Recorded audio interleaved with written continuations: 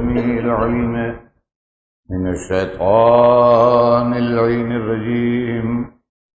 بسم الله الرحمن الرحيم. الحمد لله رب العالمين، والصلاة والسلام على سيدنا وشفيعنا بالقاسم محمد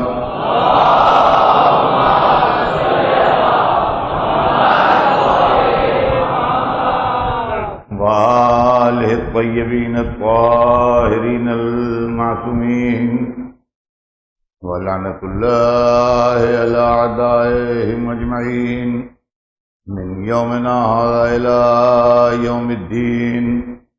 أما بعد، فقد قال الله سبحانه تبارك وتعالى في كتابه المبين وهو أصدق الصادقين.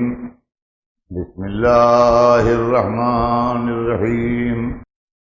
والعصر إن الإنسان لفي خسر إلا الذين آمنوا وعملوا الصالحات وتواصوا بالحق وتواصوا بالصبر. صلوات بھیجیں.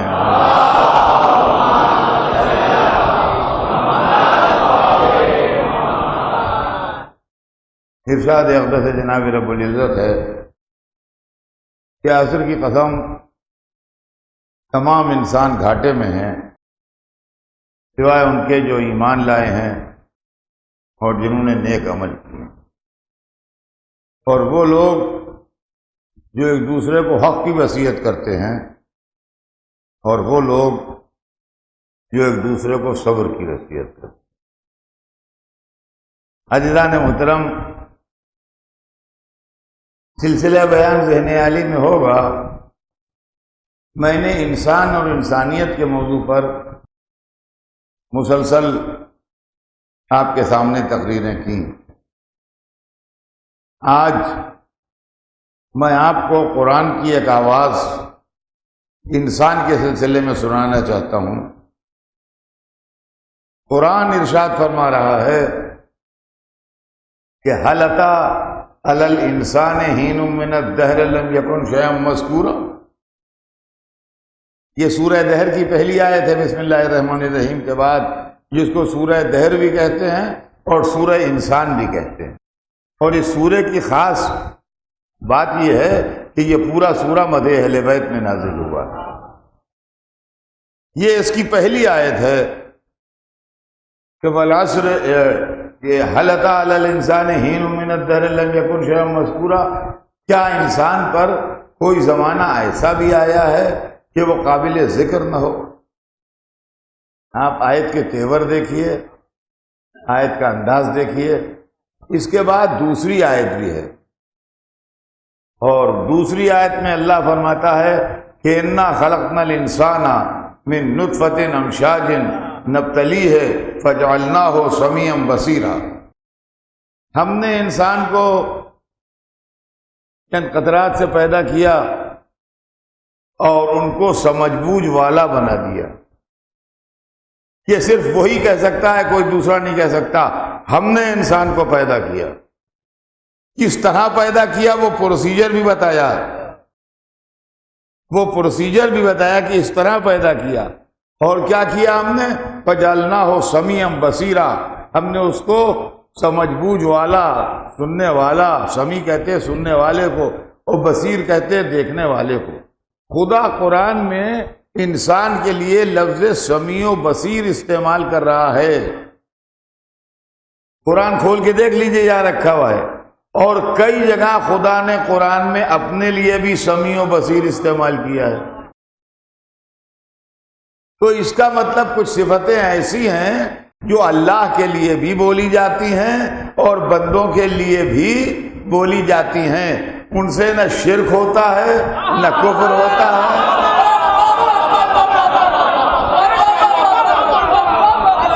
نہ بدعت ہوتی ہے، کچھ نہیں ہوتا. خدا نے انسان کے لیے بھی لفظ سمیع و بصیر استعمال کیا ہے اور اپنے لیے بھی لفظ سمیع و بصیر استعمال کیا ہے. اب جو لوگ کہتے ہیں کہ مشکل کشائی خدا کے لیے ہے، علی کو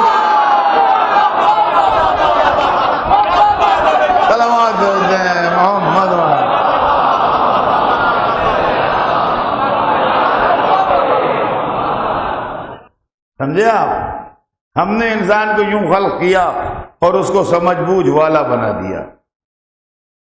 تو پہلی آیت جس کے اندر اللہ سوال کر رہا ہے، کوشچن مارک لگا ہوا ہے، هل أتى على الإنسان حين من الدهر لم يكن شيئا مذكورا، کیا انسان پر کوئی زمانہ ایسا بھی گزرا ہے کہ وہ کوئی قابل ذکر شے نہ ہو؟ جہاں جہاں میری آواز جا رہی ہے پوری توجہ سے سنیے گا۔ سوال جو ہوتا ہے، کوشچن، اس کا ایک اصول ہے، اور اصول یہ ہے کہ جب چھوٹا بڑے سے سوال کرتا ہے، جب بیٹا باپ سے کچھ پوچھتا ہے، جب شاگرد استاد سے کچھ پوچھتا ہے، تو یہ فرض کیا جاتا ہے کہ اپنے معلومات میں اضافے کے لیے پوچھ رہا ہے۔ اس کو نہیں معلوم ہے، یہ پوچھ رہا ہے۔ اور کبھی کبھی بڑا چھوٹے سے سوال کرتا ہے، استاد شاگرد سے پوچھتا ہے، باپ بیٹے سے کوئی بات پوچھتا ہے، تو اس وقت یہ فرض کیا جاتا ہے کہ معلومات کا امتحان لے رہا ہے کہ یہ بات جانتا ہے کہ نہیں جانتا ہے۔ یہاں سوال کرنے والا اللہ ہے اور ہم سے پوچھا جا رہا ہے، تو معاذ اللہ یہ تو کہا نہیں جا سکتا کہ اللہ کو یہ بات معلوم نہیں تھی، وہ بندوں سے پوچھ رہا تھا بھائی تم ہی بتا دو۔ تو اس کا مطلب یہ ہے کہ اس کے اندر بہت ڈیپتھ ہے، بہت گہرائی ہے، کوئی معاملہ ایسا چکر ہے کہ اللہ پوچھ رہا ہے یہ نکتہ جانتے ہو کہ نہیں؟ انسان پر کوئی زمانہ ایسا گزرا ہے کہ وہ قابل ذکر نہ ہو؟ دوسرا فلسفہ سوال کا یہ ہے عزیزان گرامی کہ سوال طالب علم کے اسٹینڈرڈ کے مطابق ہو۔ لڑکا آپ کا 8ویں میں پڑھتا ہے، میتھمیٹکس لیے ہوئے ہے، سوال وہ دے دیا گیا جو MSc فائنل میں میتھمیٹکس میں آتا ہے، بیچارہ کیا جواب دے؟ کاپی شادی چھوڑ کے چلا آیا، آپ نے اسے اٹھا کے فیل کر دیا، یہ فیل نہیں ہوا، آپ کا کوشچن غلط تھا۔ MSc فائنل والے لڑکے کا سوال آپ نے 8ویں درجے کے لڑکے کو دے دیا، اس کے اسٹینڈرڈ کے مطابق نہیں ہے، لہذا یہ فیل نہیں ہوا۔ اور 8ویں درجے کے لڑکے سے جو میتھمیٹکس کا سوال ہوتا ہے وہ MSc فائنل کے پرچے میں دے دیا، اس نے سب کر دیا کھٹا کھٹ، 100 میں 100 مل گئے، اس کو گولڈ میڈل بھی مل گیا۔ تو گولڈ میڈل واپس لیجئے، MSc کی ڈگری واپس لیجئے، یہ MSc نہیں ہے، یہ ایگزام کینسل کیجئے، اس لیے کہ اس کا اسٹینڈرڈ بہت بلو تھا جس کے سامنے یہ سوال آئے۔ انسان جیسے ذہین مخلوق سے یہ سوال کہ یہ بتاؤ کہ کوئی زمانہ تم پر ایسا گزرا ہے کہ تم قابل ذکر نہ تھے؟ معبود، یہ ہمارے اسٹینڈرڈ سے بہت نیچے کا سوال ہے۔ ہم یوں دیکھتے ہیں ماضی میں تو قابل ذکر نہ تھے، فیوچر میں مستقبل میں دیکھتے ہیں تو قابل ذکر نہیں ہے، ہم تو جتنی بات ہے اس کے آگے تک بتا دیں گے۔ اس کا مطلب یہ ہے کہ اس کے اندر پیچیدگی ہے، کوئی اس کے اندر کوئی پیچیدگی ہے۔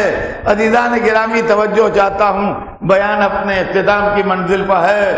انسان اللہ نے 2 طرح کے بنائے ہیں اس دنیا میں، توجہ سنیے گا جہاں جہاں آواز جا رہی ہے۔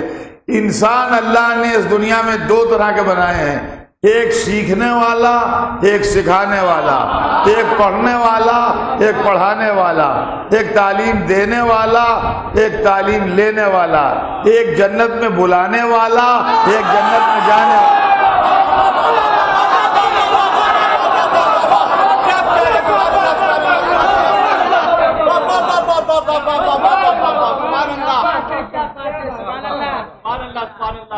انسان 2 بنائے ہیں،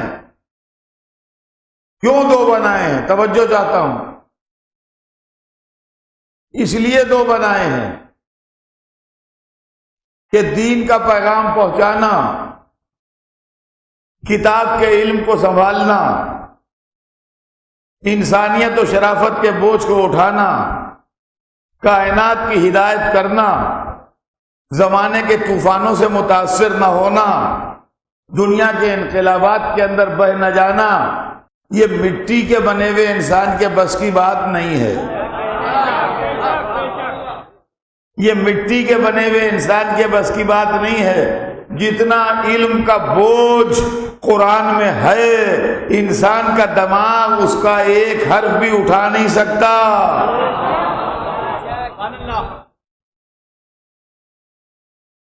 نہیں اٹھا سکتا. بڑا پیارا حال بنا ہوا ہے. یہ بڑا پرانا 150 برس پرانا حال ہے. آپ ہر سال آتے ہیں، بیٹھتے ہیں، اس میں اچھا لگتا ہے.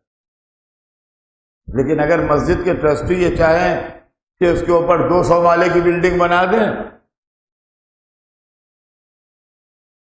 دنیا کی سب سے اونچی بلڈنگ یہاں بن جائے، مغل مسجد کا 200 فلور ہے اس میں،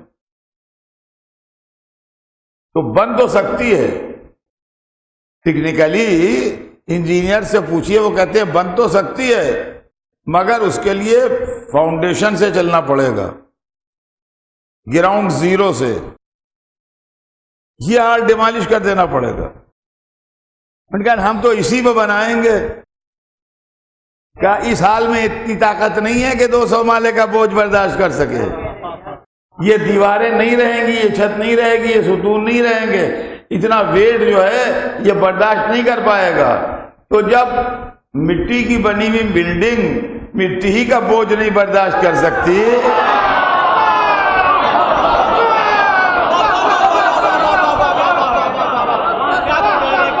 تو مٹی کا بنا انسان قرآن کا بوجھ کہاں سے برداشت کرے گا؟ تو قرآن کو اٹھائے کون؟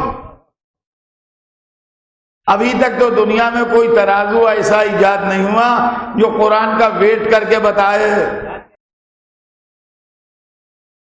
ابھی تک تو دنیا میں کوئی ترازو ایسا ایجاد نہیں ہوا جو قرآن کا ویٹ کر کے بتائے کہ کتنا ویٹ ہے قرآن کا.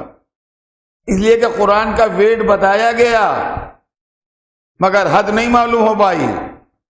قرآن نے اپنا ویٹ یوں بتایا کہ لو انزلنا ھذا القرآن علی جبل لرأیتہ خاشعا متصدعا من خشیۃ اللہ. یہ قرآن وہ ہے کہ اگر ہم پہاڑ پر اتار دیں تو تم دیکھو کہ پہاڑ سرما ہو جائے. اب ذرا غور کیجئے کہ قرآن کا ویٹ کتنا ہے یہ اب بھی پتہ نہیں چلا. اس لیے کہ اگر ہمالیہ پہ اترے تو ہمالیہ سرما ہو جائے.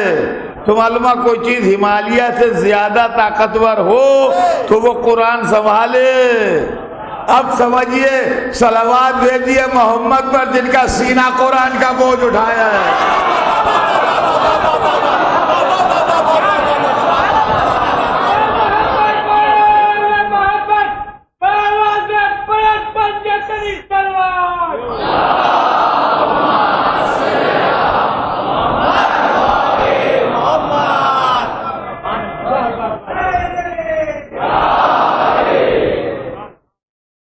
تو اللہ نے انسان دو بنائے، ایک پڑھنے والا انسان، ایک پڑھانے والا انسان. ایک سیکھے گا، ایک سکھائے گا. ایک پڑھے گا، ایک پڑھائے گا. پڑھنے والے جتنے ہیں وہ مٹی سے بنائے گئے، اور پڑھانے والے جتنے ہیں وہ نور سے بنائے گئے. چنانچہ سرکار دو عالم نے فرمایا کہ اول ما خلق اللہ نوری، سب سے پہلے خدا نے میرا نور خلق کیا. تو محمد بنے نور سے، آدم بنے مٹی سے. محمد بنے نور سے، آدم بنے مٹی سے. تو کیا اکیلے محمد ہی نور سے بنے؟ نہیں، ایک کو اور کہا کہ انا وعلی من نور واحد، میں اور علی ایک نور سے، بنانے والا بھی ایک، بننے والا بھی ایک. دنیا کو دھوکہ ہو جاتا ہے یہ خدا ہے کہ یہ خدا ہے. کہا خدا وہ ہے جو ایک رہے گا، مخلوق وہ ہے جو ایک کے دو ہو جائیں گے.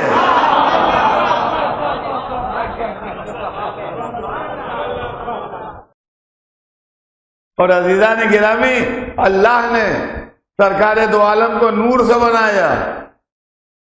علی مرتضیٰ کو نور سے بنایا، پنجتن کو نور سے بنایا، ہم کو آپ کو مٹی سے بنایا۔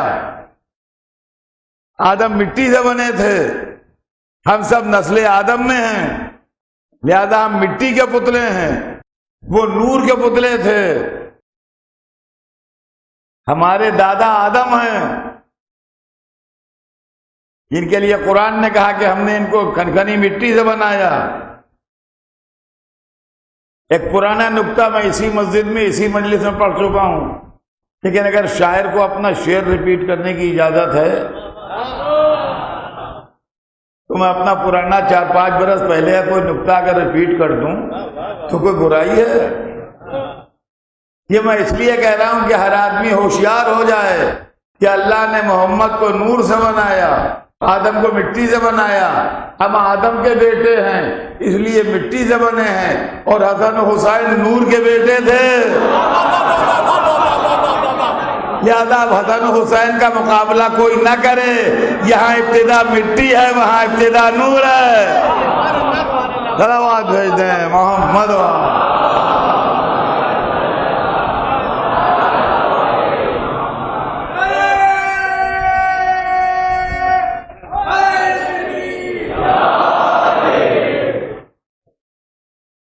اب کیوں نور سے بنایا؟ توجہ چاہتا ہوں، بہت جلدی جلدی گزر جاؤں گا میں اپنی منزل۔ کیوں نور سے بنایا؟ مذہب کو پہنچانے کے لیے، قرآن کا علم سنبھالنے کے لیے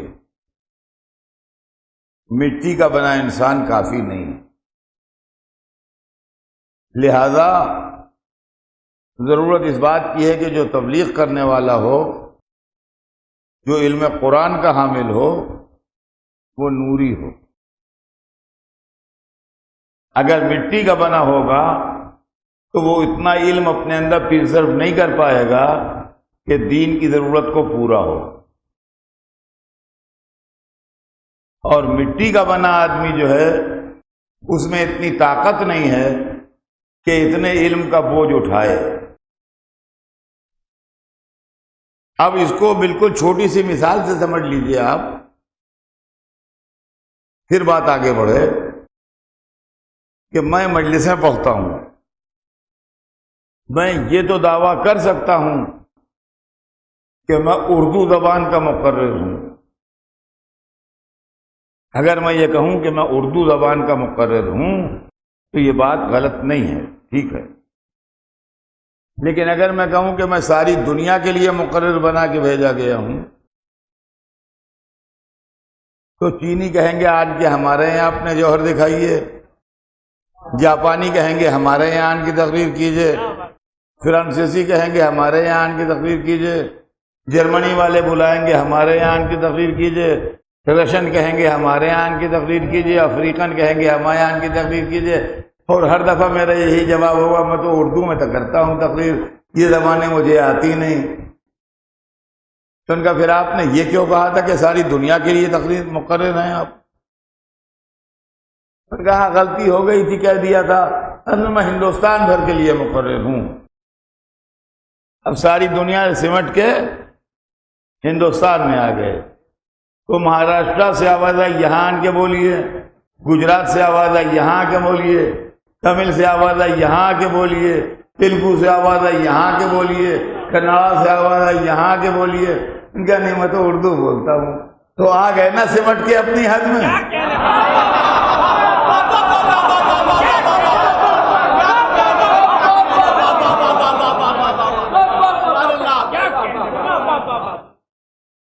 اور اگر میں چاہوں کہ دنیا کی ساری زبانیں سیکھ لوں، ہر جگہ تقریر کروں، تو ایک سروے کے مطابق گلوب کے اوپر 7,000 لینگویجز و لہجے ہیں، تو ایک سال تو ایک زبان کو دوں، تو 7,000 برس کی زندگی ہو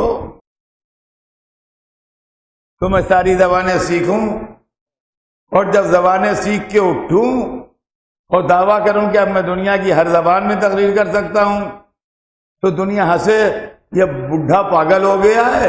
جو آج سے 7,000 برس پہلے بولی جاتی تھی، اس کو وہ زبانیں آتی ہیں، آج کی نہیں آتی۔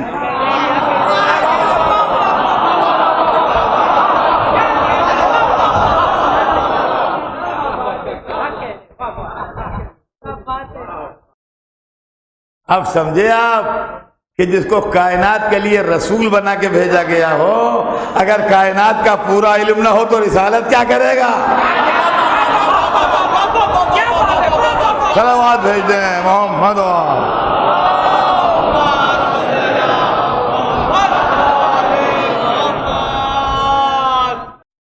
تو اللہ نے اپنے حبیب کو نور سے بنایا، اور انہوں نے اعلان کیا کہ سب سے پہلے اللہ نے میرا نور خلق کیا، اور اس نور کے 2 ٹکڑے کیے تو رسول و علی بنے، اور پھر اس کو 5 ٹکڑوں میں بانٹا تو 55 بنے، اور پھر 14 ٹکڑوں میں بانٹا تو 14 معصوم بنے۔ اور یہ بات نہ جوش عقیدت ہے، نہ غلو ہے، نہ یہ بات ہے کہ بھئی ہر ایک کے دل کی بات ہے وہ یوں سوچتے ہوں گے، نہیں، گائیڈ لائن ہمیں قرآن نے دی، قرآن نے ہمیں گائیڈ لائن دی ہے کہ رسول اللہ نوری ہیں۔ اب سنیے جہاں جہاں آواز جا رہی ہے، قرآن نے ہمیں گائیڈ لائن دی ہے کہ رسول اللہ نوری ہیں۔ قرآن میں یہ ایک آیت ہے کہ یا ایھا النبی وکیف اذا جئنا من کل امۃ بشہید وجئنا بک علی ہؤلاء شہیدا۔ یہ قرآن کی آیت میں نے پڑھی آپ کے سامنے۔ وکیف اذا جئنا من کل امۃ بشہید وجئنا بک علی ہؤلاء شہیدا۔ اے ہمارے حبیب، اس وقت آپ کی کیا شان ہوگی، اس وقت آپ کا کیا مرتبہ ہوگا اور کیا جلالت ہوگی جب تمام امتوں کے پیغمبر اپنی اپنی امتوں پر گواہ بن کے آئیں گے۔ اس وقت، کس وقت؟ جب تمام امتوں کے پیغمبر اپنی اپنی امتیں لیے ہوئے ان پر گواہ بنے ہوئے آئیں گے۔ وَجِئْنَا بِكَ عَلَىٰ هَؤُلَاءِ شَهِيدًا، اور ہم آپ کو ان پیغمبروں پر گواہ بنا کے لائیں گے۔ پیغمبری کہاں سے شروع ہو رہی ہے؟ حضرت آدم سے، اور رسول کے پہلے کے پیغمبر آخری کون ہیں؟ جناب عیسیٰ۔ تو حضرت آدم سے لے کے حضرت عیسیٰ تک کے پیغمبر آ رہے ہیں، اپنے اپنے گروہ ساتھ لا رہے ہیں قیامت کے دن، اور ان کی نیکی و بدی پر، ان کے خیر و شر پر، ان کے ایمان و کفر پر گواہی دے رہے ہیں۔ جب گواہیاں مکمل ہو گئیں تو پیغمبر سب ایک طرف جا کے تشریف فرما ہو گئے۔ اب اللہ نے اپنے حبیب کو بھیجا، اور حبیب نے آ کے پیغمبروں کے اخلاص عمل پر گواہی دی۔ عزیزان گرامی، تاریخ تو یہ کہتی ہے کہ جناب عیسیٰ کے کافی عرصے بعد حضور پیدا ہوئے، جناب عیسیٰ کے کافی عرصے بعد حضور پیدا ہوئے، 570 برس کے بعد حضور پیدا ہوئے، اور گواہی دے رہے ہیں آدم کی۔ تو اگر حضور کا وجود نوری نہیں تھا تو یہ گواہی کیسی؟ یہ گواہی کیسی آپ مجھے بتائیے؟ اس لیے کہ گواہ کو تو آنکھوں دیکھا ہونا چاہیے۔ اب اگر کوئی کہے کہ اطہر صاحب آپ 58 برس سے مغل مسجد میں پڑھ رہے ہیں، کل آن کے گواہی دیجیے گا عدالت میں کہ مغل مسجد آپ کے سامنے بنی، تو اس مسجد کے بننے کو 150 سال ہو گئے، میں 150 سال کا نہیں ہوں، تو مسجد بنی ضرور ہے مگر میرے سامنے نہیں بنی، میں گواہی نہیں دے سکتا کہ میرے سامنے بنی ہے۔ گواہ کو آنکھوں دیکھا ہونا چاہیے۔ کہا آپ گواہی دیجئے کہ تاج محل آپ کے سامنے بنا، کہ تاج محل دیکھا ہے ہم نے، مگر تاج محل ہمارے سامنے بنا نہیں ہے۔ تو عزیزان گرامی، اگر حضور آدم کے پہلے سے موجود نہیں تھے تو گواہی کیسی؟ اور تھے تو کیسے تھے؟ پیدا تو ہوئے بعد میں، تنہ کامل الفیل میں، کیا عالم نور میں تھے۔ اچھا تو اس کونے پہ عالم نور میں ہیں. اب آئیے یہ کونا جو قیامت سے ملا ہوا ہے رسول کے بعد کا، اس کے لیے بھی آیت سن لیجئے. ارشاد ہو رہا ہے وَكَذَلِكَ جَعَلْنَاكُمْ أُمَّةً وَسَطًا لِتَكُونُوا شُهَدَاءَ عَلَى النَّاسِ وَيَكُونَ الرَّسُولُ عَلَيْكُمْ شَهِيدًا. اور اسی طریقے سے ہم نے تمہیں درمیانی گروہ قرار دیا کہ تم انسانوں پر گواہ بنو اور رسول تم پر گواہ بنے. مفسرین کہتے ہیں کہ امت وسط سے مراد امت محمدی ہے جو قیامت تک رہے گی. ہمارے علماء کہتے ہیں امت وسط سے مراد 12 امام ہیں جو سلسلہ امامت قیامت تک رہے گا. بہرحال امت ہو یا امام ہو سلسلہ قیامت تک رہے گا. اللہ رسول سے کہتا ہے ہم نے آپ کو ان پر گواہ بنایا. اگر آج رسول ہیں نہیں تو گواہ کیسے ہیں؟ نہیں تو گواہ کیسے؟ اب میری سمجھ میں نہیں آتا کہ میں فیصلہ کیا کروں. اللہ کہتا ہے وہ گواہ ہیں، امت کہتی ہے وہ مر گئے یا محمد نہ کہو. یہ تو رسول کی بات ہو گئی کہ وہ نوری ہیں. تو کیا رسول کے بعد کوئی اور نوری نہیں ہے؟ اب سنیے، سب پر گواہ رسول ہے. پیغمبروں پر رسول گواہ، امت وسط پر رسول گواہ.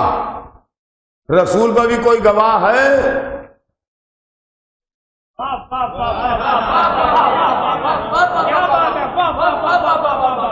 تو ہم قرآن میں پھر گئے پوچھ رہے قرآن سے کہ قرآن تو ہی بتا دے رسول پر کوئی گواہ ہے کہ نہیں. تو قرآن بولا کہ آیت نکال لو قل کفا باللہ شہیداً بینی و بینکم ومن عندہ علم الکتاب. یہ رسول کہہ دیجئے کہ میری گواہی کے لیے اللہ کافی ہے اور وہ جس کے پاس پوری کتاب کا علم ہے.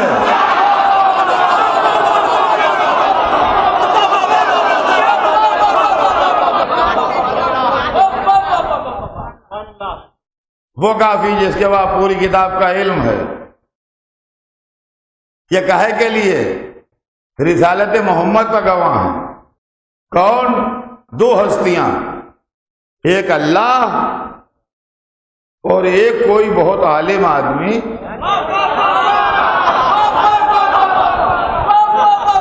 جس کے پاس پوری کتاب کا علم ہے. اب اس آدمی کو ڈھونڈیے یہ کون ہے. تو پہلے یہ دیکھیے یہ رسول کب بنے. تو وہ کہتے ہیں کن تو نبیًا و آدم بین الماء والطین. میں نبی تھا اور آدم پانیوں مٹی میں تھے، یعنی آدم بنے نہیں تھے. تو آدم تو خلق نہیں ہوئے تھے جو گواہ ہوتے.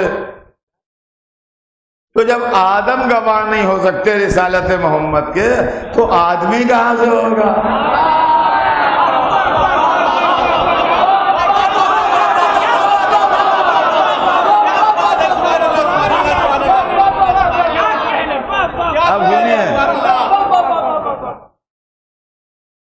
پر کوئی صاحب تھے ضرور. قرآن نے نام نہیں لیا ہے، صفت بتائی ہے کہ ان کے پاس پوری کتاب کا علم ہے. پوری کتاب کی شان کیا ہے؟ پوری کتاب کی شان کیا ہے؟ پوری کتاب کی شان کتاب کے اندر یہ لکھی ہوئی ہے کہ لا رد ولا یابس الا فی کتاب مبین. دنیا کا کوئی خشک و تر ایسا نہیں ہے جو کتاب مبین میں نہ ہو. یہ پوری کتاب کی شان ہے. اور گواہ وہ صاحب ہیں جو پوری کتاب کے عالم ہیں. کہیں یہ وہی تو نہیں ہے جو کل منبر پہ بیٹھے سلونی کہہ رہے تھے؟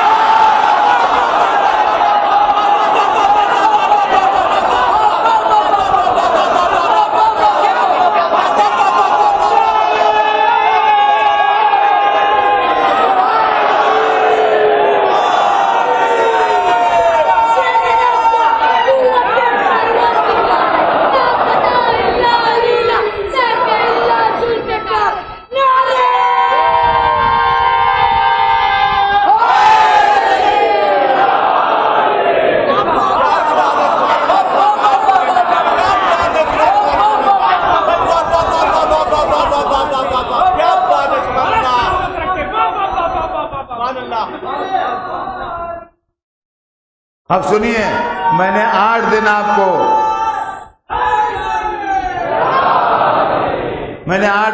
کو مٹی کے بنے انسان کی کہانی سنائی، آج نور کے بنے انسان کی کہانی سنی، جس کے بعد علم کتاب ہے۔ اللہ تو اکیلا کافی تھا گواہی کے لیے، خواہ تو نے ایک کو اور شامل کیا۔ اب یہ تو اللہ کی مصلحت اللہ ہی جانے کہ اس نے اپنی گواہی میں ایک کو اور شامل کر لیا۔ تو جب رسالت کی گواہی میں اللہ نے ایک کو شامل کر لیا تو اکیلا قرآن کیسے کافی ہو جائے گا؟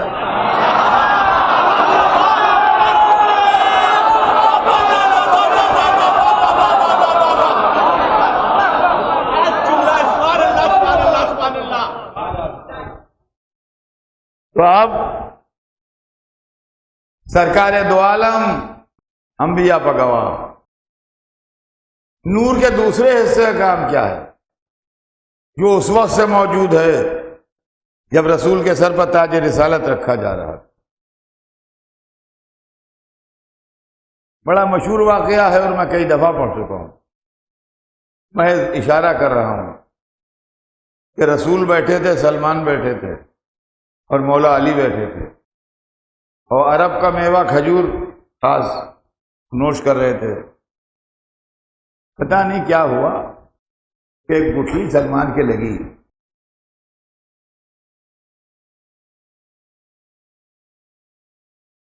یہ ہمارے ہندوستان میں بھی رواج ہے، آپس میں دوست جب بیٹھ کے آم کھاتے تو کبھی کبھی گٹھلیاں چل جاتی ہیں،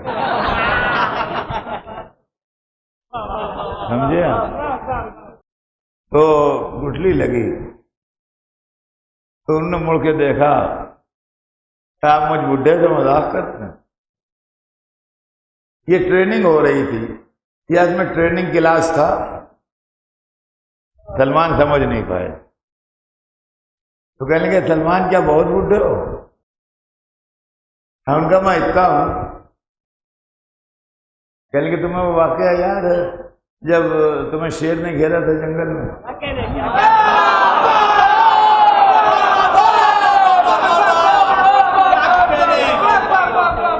کہا جی ہاں یاد تو ہے، مگر آپ کو کس نے بتایا؟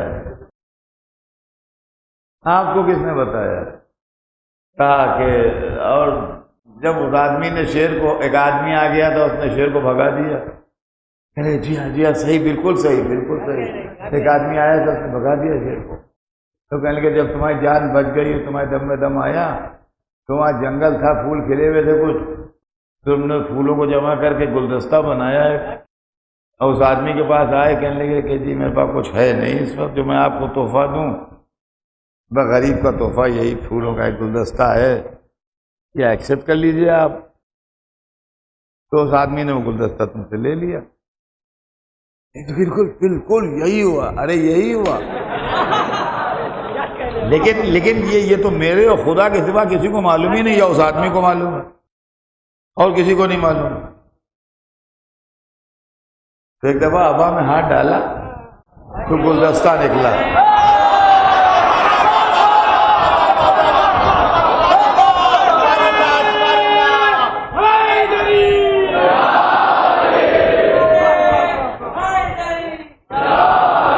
گلدستہ نکلا، کہا دیکھو سلمان پہچانو کہیں یہی تو، یہ گلدستہ تو نہیں تھا۔ اب تو چکر کھا گیا، یہ کیا ہے؟ اور اب اگر علی بازو نہ تھام لیں تو نہ جانے کیا ہو۔ تعلیم تو دے دی، لیکن اب علم کے ریلے میں بہ نہ جائیں، یہ سنبھالو انہیں۔ کہا سلمان گھبراؤ نہیں، ہر نبی کی مدد میں نے چھپ کے کی ہے، محمد کی مدد کے لیے اعلان ہے۔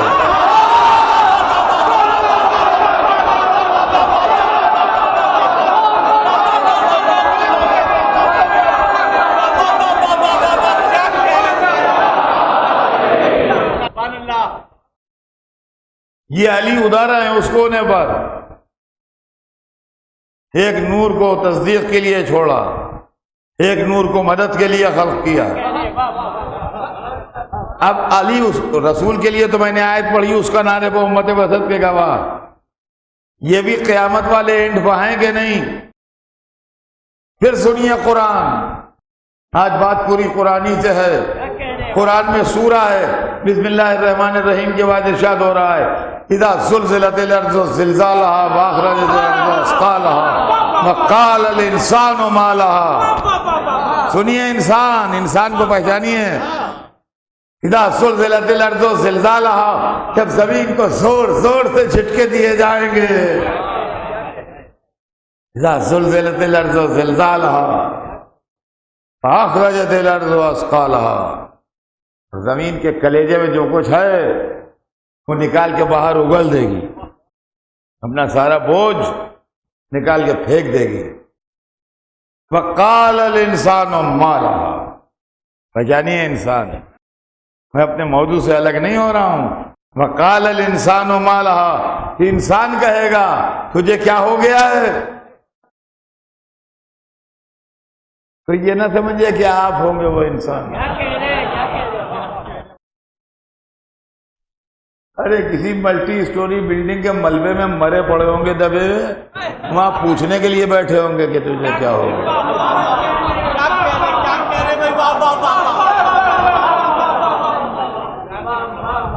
یقین مانیے ذرا سا زمین کو جھٹکا لگتا ہے ہوش آواز بگڑ جاتے ہیں۔ ابھی تھوڑے دنوں پہلے لکھنؤ میں زلزلہ آ چکا ہے، برا حال ہو گیا تھا لوگوں کا، ہم نے اپنی آنکھوں سے دیکھا ہے۔ نہ کہ زمین کے اتنے جھٹکے کھائے کہ زمین کا کلیجہ پھٹ جائے۔ قال الانسان ما لها، انسان کہے گا تجھے کیا ہو گیا ہے؟ جیسے کوئی شہسوار اپنے گھوڑے کو ڈانٹ رہا ہو، اچھل کود کرنے لگے۔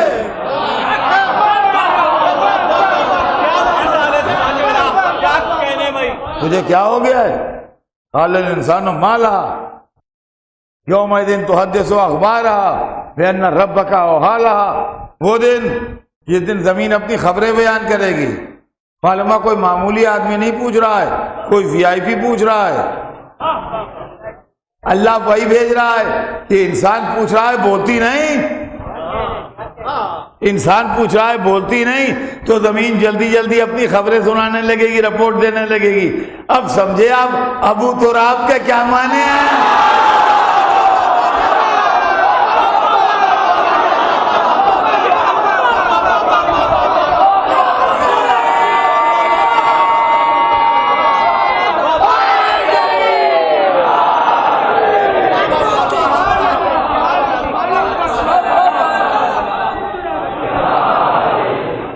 اچھا ہاں، تو اب سنیے کہ کیا مسئلہ کیا ہے۔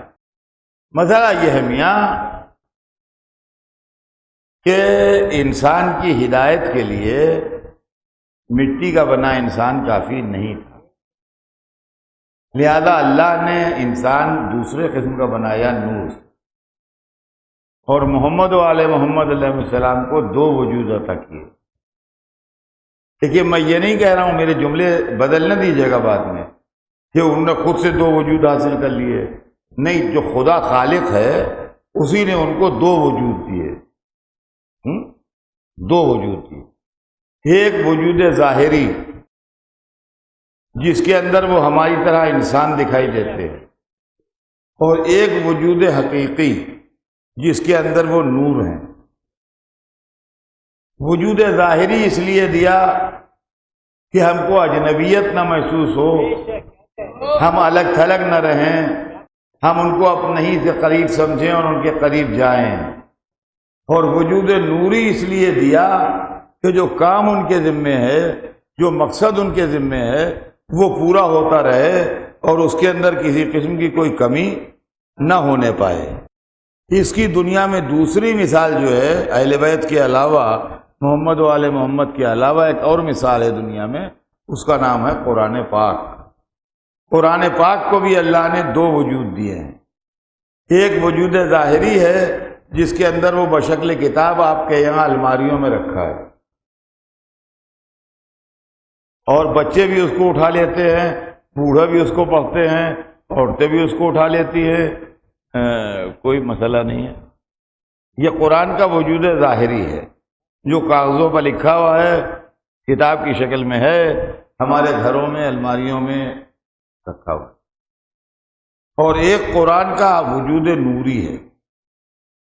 وہ وجود نوری وہ ہے کہ اگر ہمالیہ پر اتر آئے تو ہمالیہ سرما ہو جائے۔ وجود ظاہری ہماری الماری نہیں توڑ رہا ہے جس میں کئی قرآن رکھے ہیں، اور وجود نوری اس کا جو ہے وہ ہمالیہ کے وہ اٹھے گا نہیں۔ تو جس طریقے سے قرآن کے دو وجود ہیں، ایک ظاہری ہے کہ ہم اس کو پڑھ سکیں، اس سے فائدہ اٹھا سکیں، وہ قرآن کا وجود ظاہری ہے، اور ایک قرآن کا وجود ہے۔ بالکل اسی طرح محمد و آل محمد کا ایک وجود ظاہری ہے اور ایک وجود نور۔ بس عزیزان گرامی، زندگی رہی تو بقیہ کل عرض کروں گا، اور پھر چلتے چلتے عرض کر دوں کہ کل کی مجلس تاخیر سے شروع ہوگی، اس لیے کہ اب وقت تمام ہو گیا، اور آج نویں رات فاطمہ زہرا کو پرسا دے گی۔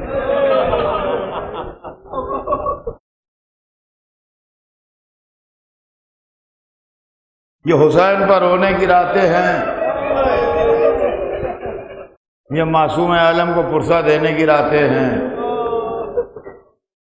سیدہ مجلس میں آتی ہیں اپنے بچے کی سوگوار بن کے اور دعائیں دیتی ہیں، طوبیٰ لکم یا احبائی، خوشا حال تمہارا میرے بچے کے رونے والوں، تم اس پر رو رہے ہو جس کی رونے والی نہ ماں ہے نہ باپ۔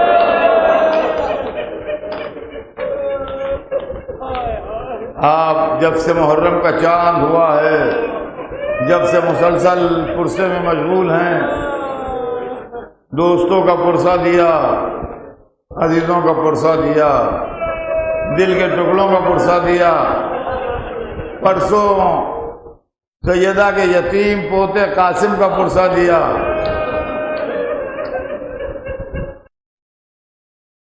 کل سیدہ نے جس کو اپنا فرزند کہا ہے عباس علمدار کا پرسہ دیا۔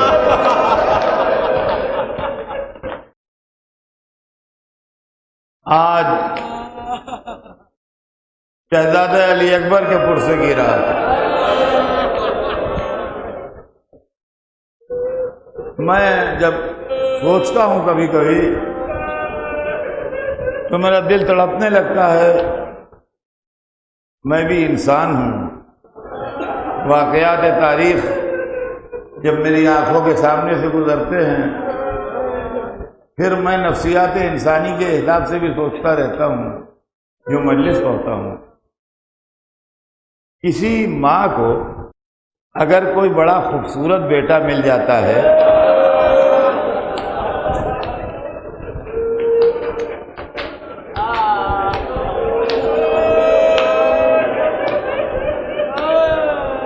کہ جہاں لے کے گئی شادی میں، بیاہ میں، غمی میں، اجتماع میں، کسی پروگرام میں،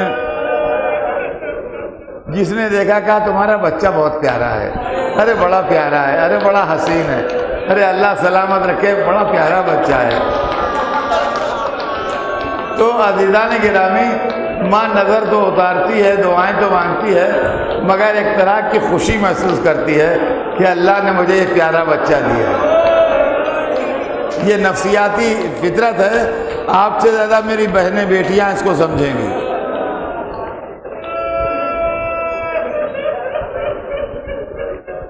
آپ سوچئے، کبھی بی بی لیلا کے نفسیات پر غور کیجئے۔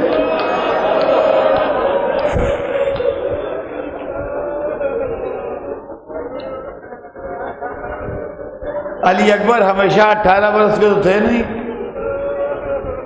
بچپن میں اپنی ماں کی گود میں رہتے ہوں گے، اپنی پھوپھی کی گود میں رہتے ہوں گے، ساتھ جاتے ہوں گے، ساتھ آتے ہوں گے، ہر ایک تعریف کرتا ہوگا۔ جب اور ذرا بڑے ہوئے ہوں گے تو لوگ کہنے لگے ہوں گے کہ اس میں تو رسول اللہ کی جھلکیاں نظر آ رہی ہیں، یہ آنکھیں تو بالکل رسول اللہ کی آنکھوں جیسی ہیں، یہ چہرہ تو رسول اللہ کے چہرے سے ملتا جلتا ہے، یہ بلند پیشانی تو رسول اللہ کی پیشانی جیسی ہے۔ آپ سوچئے ماں کیسی خوش ہوتی ہوگی اور کیا محسوس کرتی ہوگی، سوچئے جب لیلا کی کمائی اجڑی ہوگی،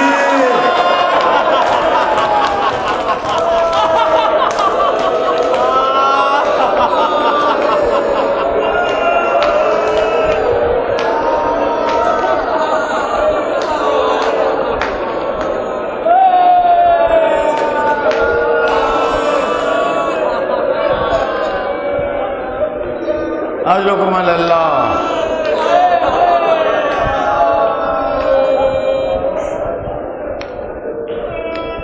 جزاکم ربکم.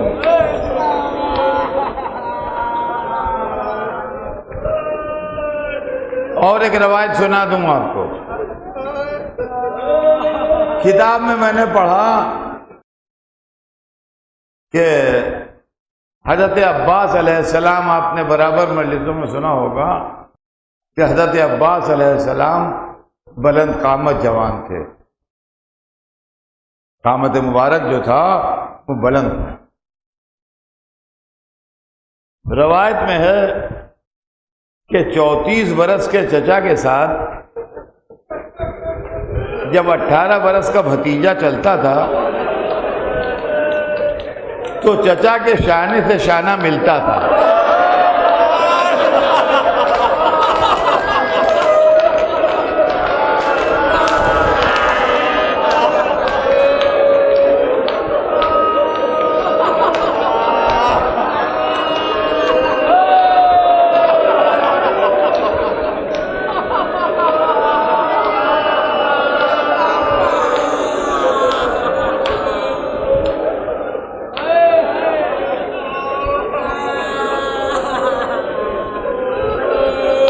کیا میں سوال کروں کہ موت، کیا یہ شباب اسی دن کے لیے آیا تھا کہ بوڑھا باپ لاشا اٹھائے؟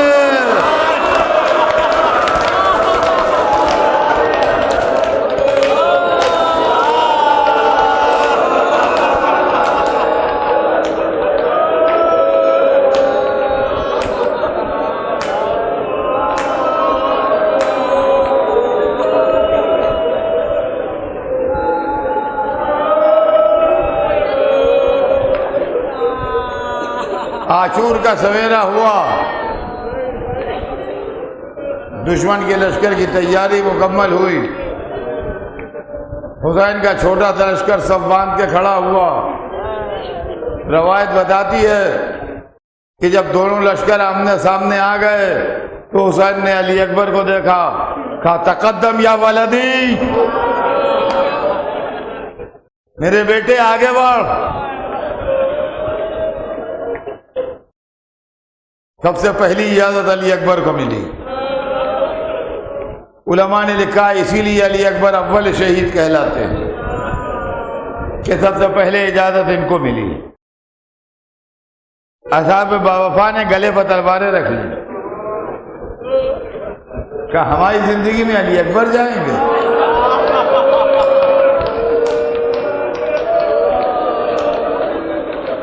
یہ نہیں ہوگا.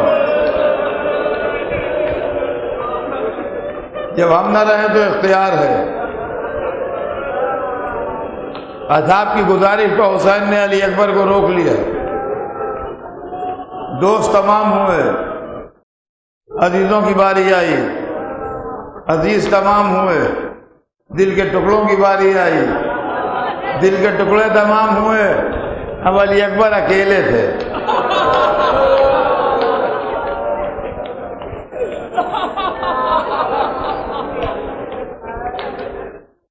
کہا بابا اب اجازت دے دیجیے. منع نہیں فرمایا.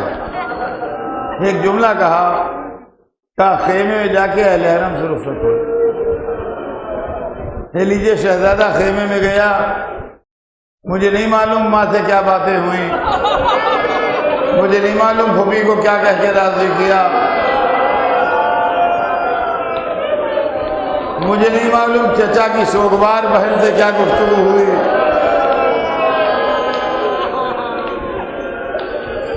مجھے اتنا معلوم ہے کہ شہزادہ نکلنا چاہتا ہے، بیویاں روک لیتی ہیں، خیمے کا پردہ اٹھتا ہے وہ گرتا ہے، اٹھتا ہے وہ گرتا ہے. اور ایک مرتبہ علی اکبر نکلے، ایسا لگا جیسے بھرے گھر سے جنازہ نکل گیا.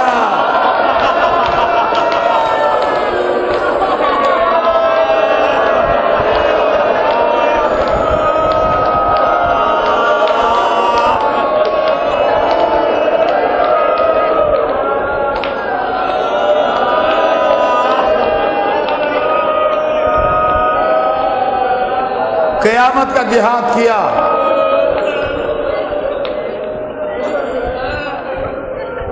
بکر ابن غانم کو قتل کر کے آئے باپ کے سامنے. کہا بابا کیا پانی کوئی سبیل ہو سکتی ہے؟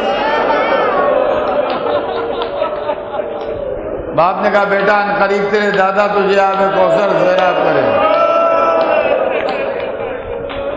یہ لیجیے علی اکبر پھر پلٹ گئے. خیمے کے دروازے پر بی بی لیلا کھڑی تھیں، وہ خیمے میں چلی گئیں. شہزادی زینب در خیمہ پر آ گئیں.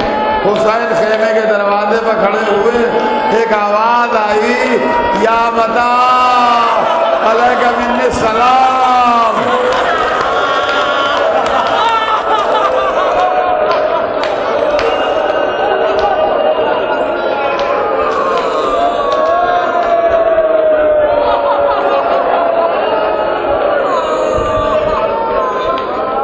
عزیز و حسین اکیلے تھے. علی اکبر کے لاشے پر چلے، بیٹے کو زندہ پایا. کہا بابا میرے دادا آ گئے، ہاتھ میں جامع کوثر لیے ہیں. کہ لیجیے حسین نے ایک ہاتھ زمین پر ٹیکا، ایک ہاتھ سے برچھی نکالی. علی اکبر کا دم نکل گیا.